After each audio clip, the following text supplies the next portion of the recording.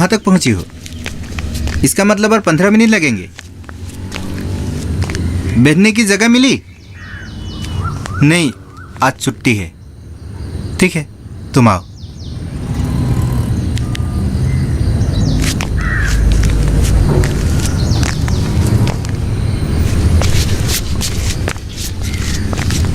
एक तमुल लीजिए।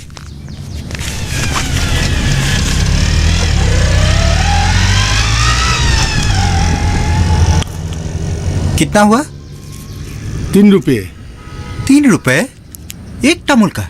गांव में तो 20 रुपए में एक गुच्छे मिल जाते हैं। लगता है इस शहर में आप नए आए हैं। इस शहर में जो भी चीजें नए आती है, जैसे कि आलू, प्याज, तांबुल, पान वगैरह वगैरह, हर एक चीज का गुंडा टैक्स देना पड़ता है। इसीलिए अपने आप हर एक चीज का दाम बढ़ जाता है। आप कैसी बातें कर रहे हैं? मैं ठीक ही कह रहा हूँ। बत्तख का जो अंडा गांव में 5 रुपए में मिलता है, वो अंडा यहाँ 7 रुपए में मिलता है, क्योंकि 2 रुपया गुंडा टैक्स देना पड़ता है। पुलिस प्रशासन, नगर समिति ये कुछ नहीं करते? पूरी कहानी सुनाने में पूरा दिन बीत जाएगा। इतना वक्त ना आपके पास है ना मेरे पास है। बस इतना समझ लीजिए कि इस देश में भले लोगों के लिए कोई जगह नहीं है। नेता से लेकर पुलिस तक सभी गुंडों की जेब में है। आप किसी के इंतजार कर रहे हैं क्या? हाँ, मेरी पत्नी की। अच्छा।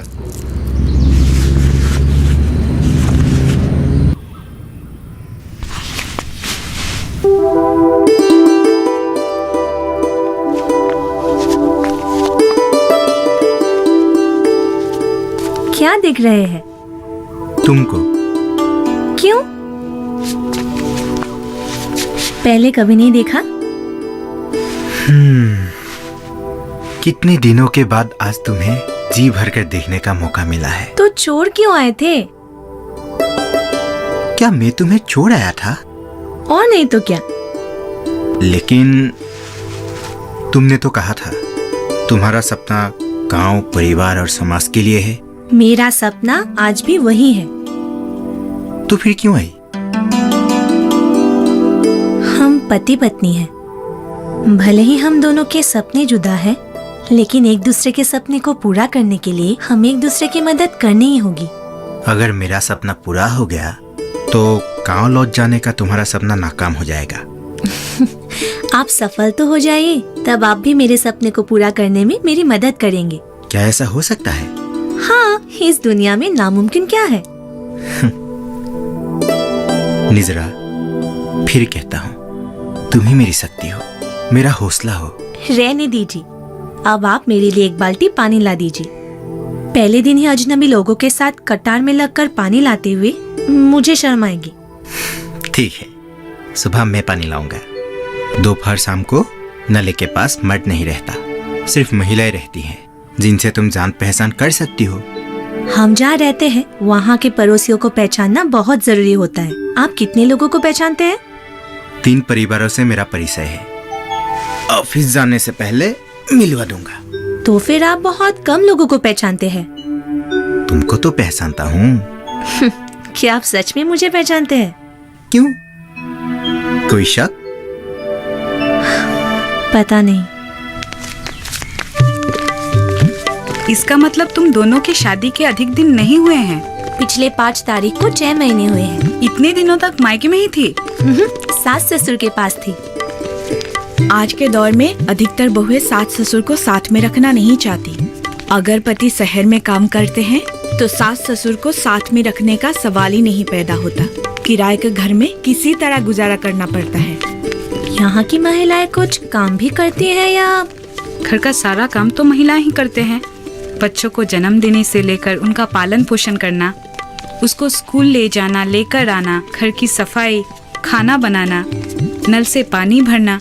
इन सब के बीच भी हम महिलाएं कुछ ऐसा कर सकते हैं जिससे अपने अपने पति का आर्थिक बोझ कम हो सके। क्या ऐसा मुमकिन हो सकता है? हाँ, बिल्कुल मुमकिन हो सकता है। हम कम से कम 10 महिलाएं मिलकर आत्म सहायक गुटों का गठन कर सकते हैं और फिर कमाई का जरिया भी तैयार कर सकते हैं।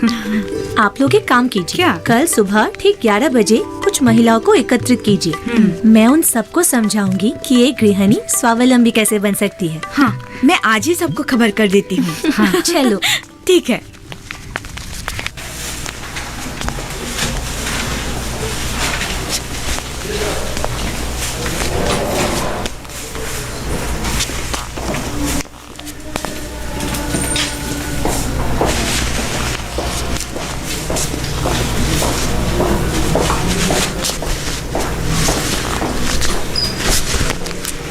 सर, ये देखिए, रंग कितना सुंदर है। इसका प्राइस भी बहुत कम है, एकदम रिजनेबल प्राइस। हाँ, हमारे यहाँ सर डिस्काउंट भी चल रहा है। सर, इस तरह के कपड़े और आपको कहीं नहीं मिलेगा। मुझे पता है कौन सी चीज़ लेना है, समझने का जरूरत ही नहीं। Thank you.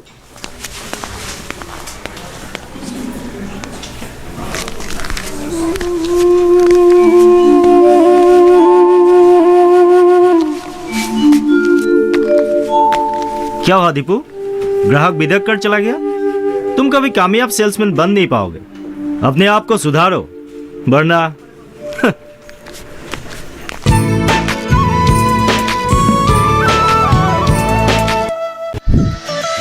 खुशहाल होंगे खेत, पशु रहेंगे स्वस्थ, सरकारी स्कीम का होगा लाभ। जब एक्सपर्ट्स का मिलेगा साथ, आपके सवाल विशेषज्ञों के जवाब, सिर्फ एक फोन कॉल की दूरी पर। देखिए किसानों का अपना प्रोग्राम हेलो किसान, सोमवार से शुक्रवार शाम 6 बजे से सिर्फ दूरदर्शन किसान पर।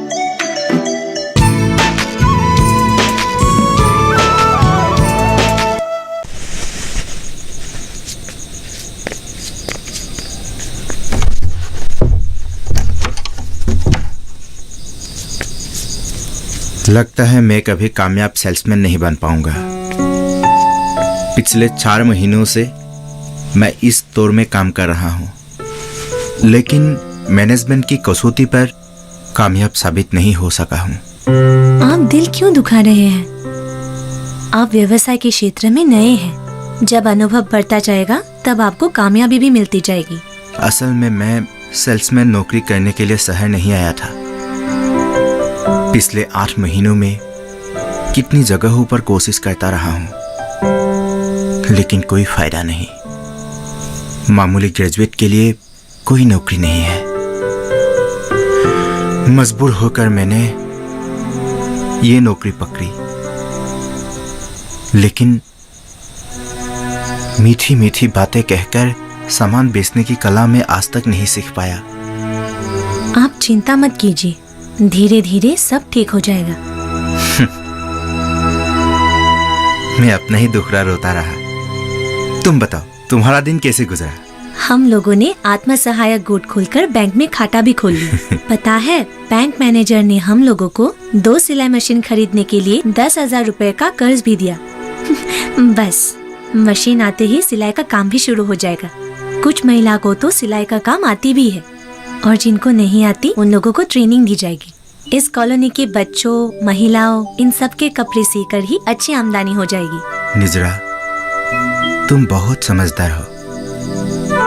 गांव से यहाँ आते ही आसपास की महिलाओं को स्वावलंबी बनाने की काम कर रही हो, और एक मैं अभी तक नाकाम साबित हो रहा हूँ। अरे, आप ऐसा क्यों कह रहे हैं? चिंता मत कीजिए, धीरे धीरे सब ठीक हो जाएगा।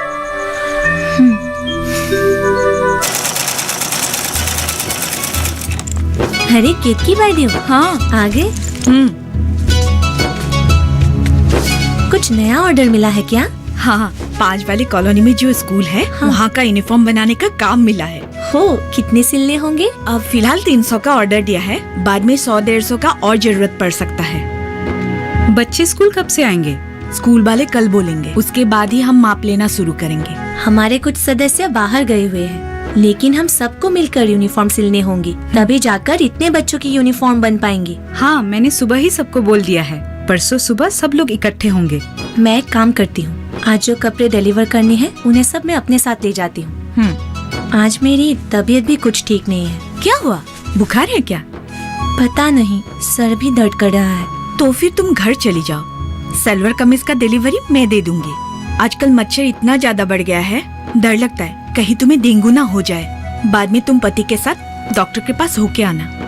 हाँ हाँ बिल्कुल, अगर तबीयत ठीक ना हुआ तो डॉक्टर के पास जरूर जाऊंगी। तुम अभी चलो, और सुनो, जरूरत पड़ने पर मुझे फोन कर लेना। ठीक है गार्गी, मैं चलती हूँ। तुम्हारा परफॉर्मेंस बिल्कुल भी अच्छा नहीं है। सर, तुम्हें पहले भी बोला गया था, इतना खराब परफॉर्मेंस के साथ यहाँ टिकना मुश्किल होगा। सर डायरेक्टर ने तो बोला था कि 10% मैन पावर कट करने का फैसला लेगा, पर तुम्हें तो बहुत वक्त दिया गया।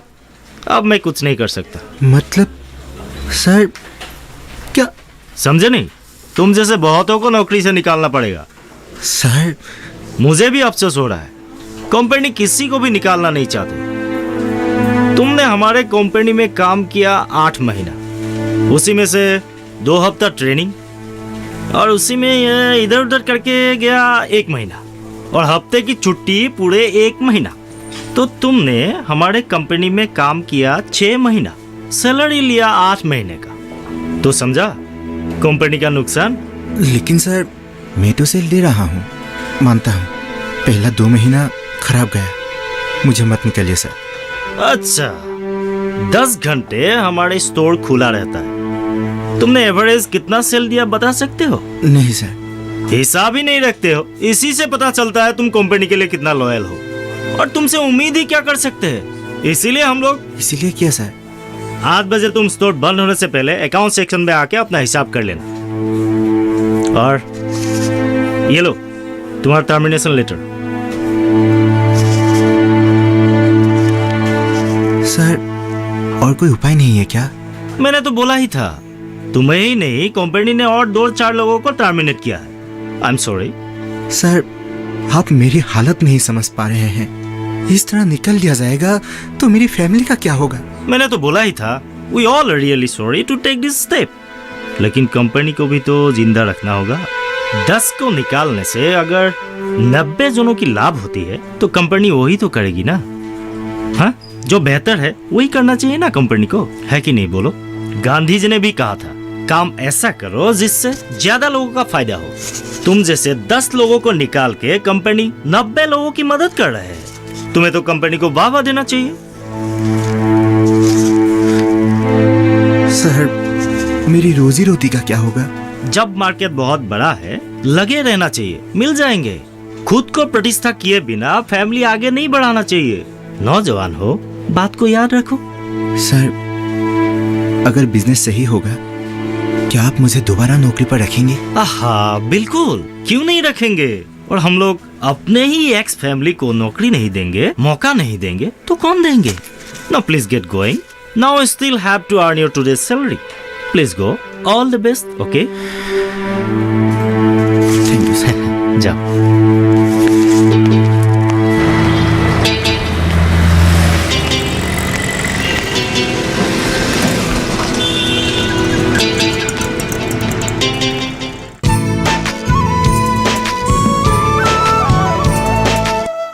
जानेंगे क्या है किसानों का हाल।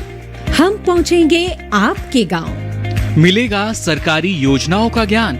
जब लगेगी चौपाल, देखिए चौपाल चर्चा, सोमवार से शुक्रवार सुबह 9 बजे सिर्फ दूरदर्शन किसान पर।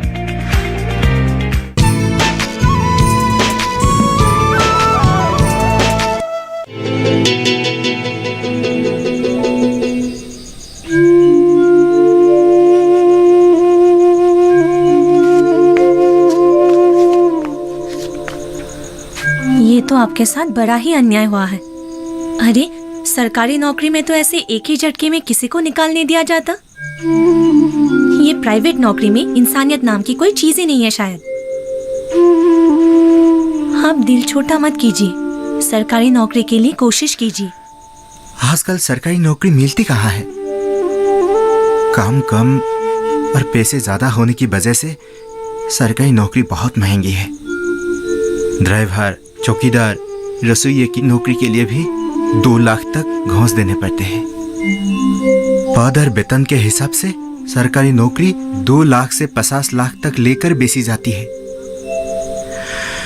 बेरोजगारों की फौज खड़ी है, जबकि पदों की संख्या गिनी सुनी है। जो लोग घूस देकर नौकरी लेते हैं वे खुद घूस लेना शुरू कर देते हैं। इसीलिए तो चारों तरफ इतना भ्रष्टाचार है। हाँ बिल्कुल चिंता मत कीजिए, रोजगार की कोई कमी नहीं है। हमें ही देख लीजिए, आज हमारे आत्मसहायक गुट में 30 महिलाएं और बहुत सारी सिलाई मशीनें हैं। कॉलोनी के कपड़े सिलने के अलावा हमारे कपड़े तो पास के बाजार में बिकने भी लगे हैं और महिलाओं को कमाई भी होने लगी है। आप बिल्कुल चिंता मत कीजिए, जब तक आपको कोई काम नहीं मिल जाता घर खर्च मैं चला लूंगी। लेकिन ये तो मेरे लिए शर्म की बात होगी कि तुम्हारी कमाई से गुजारा करूं। अरे इसमें शर्म की क्या बात है? पति पत्नी गृहस्थी के गाड़ी की 2 पहिए होते हैं जो एक दूसरे के काम आते हैं। आप ये सब बातें मत सोचिए।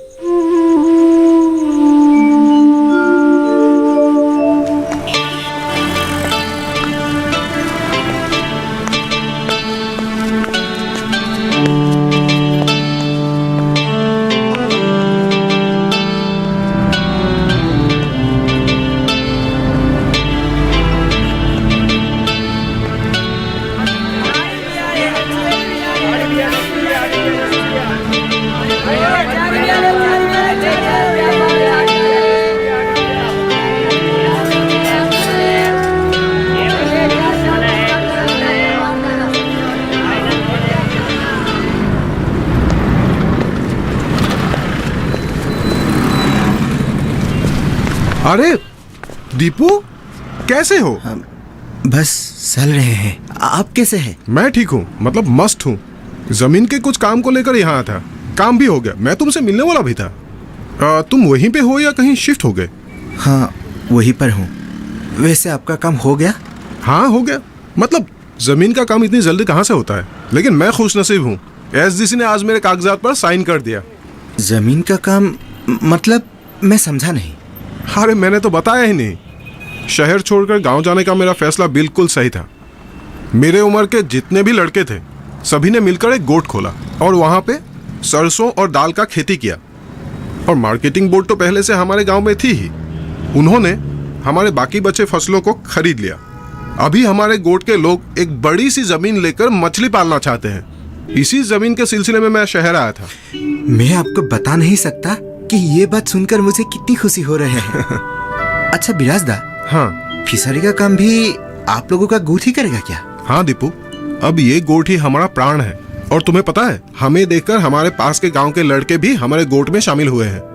अगले साल हम 2000 एकड़ की जमीन लेकर उसमें सरसों और दाल उगाएंगे। ऊपर वाले ने चाहा तो दीपू हमारा गोट हमारे जिले का सबसे बड़ा और सक्षम गोट होगा। अच्छा ये सब छोड़ो, तुम अपने बारे में बताओ। मैं बस नौकरी ही ढूंढ रहा हूँ, इधर उधर भटक रहा हूँ। लेकिन तुम तो एक शोरूम में नौकरी कर रहे थे ना? वो भी छूट गया। मैं भी अब क्या कहूँ। वैसे हमारे गांव के भी बहुत से लड़के असम से बाहर जाकर कम पैसों में छोटी मोटी नौकरियां कर रहे थे। अभी हमारे गोट की सफलता सुनकर वे लोग वापस आना चाहते हैं। क्या वे सब भी गोट के सदस्य बनेंगे? हाँ, हमारे गांव में जितने भी बेरोजगार लड़के थे वे सभी हमारे गोट के सदस्य हैं। अरे उन्हीं के बदौलत तो ये गोट सफल हुआ है। सच में आप लोग गांव वापस जाकर बहुत अच्छा किया। वो तो है ही। अच्छा तुम्हारी फैमिली कैसे चल रही है? वो यही है? हाँ यही रहती है। अच्छी बात है। अगर तुम्हें दूसरे कहीं नहीं जाना है तो चलो तुम्हारे घर ही चलते हैं। ठीक है, सुबह से इधर उधर भटक कर बहुत थक गया। चलिए घर चलते हैं। चलो। हाँ, चलिए।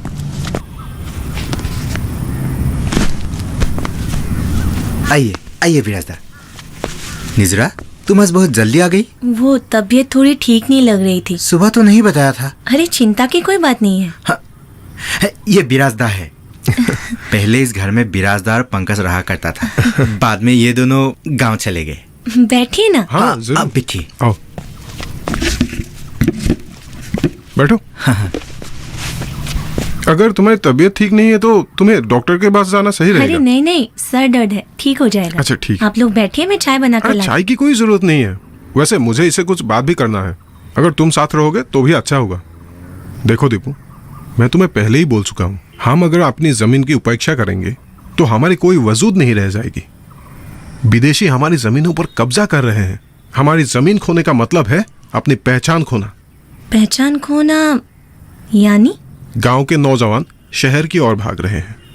बुजुर्गों के लिए खेती करना मुमकिन नहीं रहा। ऐसी हालात में जमीनों पर विदेशियों का कब्जा होता ही रहेगा। यही बात तो मैं भी इनसे कहती रहती हूँ। मैं सबकी बातें अनसुनी कर शहर चला आया। मैं गांव का मजाक उड़ाया था, मगर शहर ने मुझे दिया क्या। यहाँ के खोखले जीवन ने मेरे अहंकार चूर चूर कर दिया।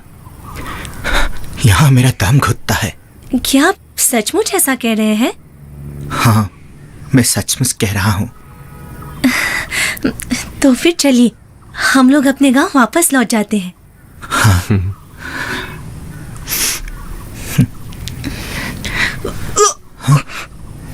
निजरा, अरे तू जाना, देख तो।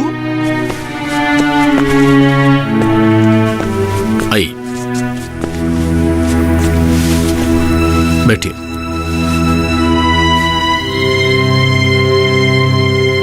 दो बातें हैं, पहले कौन सा बताऊं? क्या बात है सर? निजरा को कुछ हुआ है क्या? कुछ परेशानी वाली बात है क्या सर? ऐसा कुछ नहीं है। ठीक है, पहले अच्छा खबर ही सुनाता हूं। निजरा मां बनने वाले हैं। आप दोनों को मेरी तरफ से बहुत बधाई। अब दूसरी बात, निजरा को खून की कमी है। सर, ये आप क्या बोल रहे हैं? हाँ, उनकी खून में हीमोग्लोबिन की मात्रा बहुत कम है। प्रेगनेंसी में हीमोग्लोबिन का मात्रा कम होने से माँ और बच्चा दोनों के लिए खतरनाक है, नुकसानदायक है। सर, इसका कोई उपाय तो होगा? हाँ, उपाय जरूर है। मैं दवाई के साथ साथ खाने के बारे में कुछ लिस्ट बना देता हूँ, आप दे दीजिए। और 2 महीने के बाद उनको एक बार चेकअप के लिए जरूर लेके आइए। जी ठीक है? जी सर।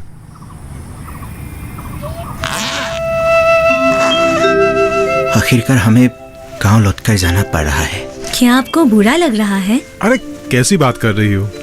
ये बाप बनने वाला है, अपने संतान के लिए इतना भी नहीं करेगा क्या? मुझसे समझने में गलती हुई थी। निजरा ने मुझे समझाया था कि गांव में ही हमारा सब कुछ है। खबर सुनकर हमें बहुत अच्छा लगा। जब चेकअप के लिए आओगे तुम हमें जरूर मिलना। तुमने ही हम लोगों को आत्मनिर्भर बनाया है। तुम्हारा ये उपकार हम कभी नहीं भूलेंगे।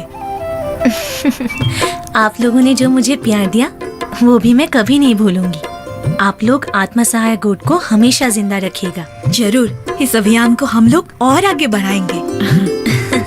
हमारा जाने का वक्त भी हो रहा है, तो फिर चलते हैं। हाँ चलो, आओ। बैग मुझे दे दो। आओ।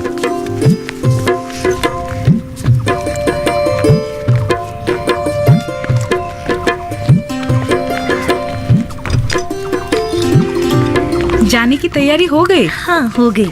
अपना ख्याल रखना। ठीक है, चलता हूँ।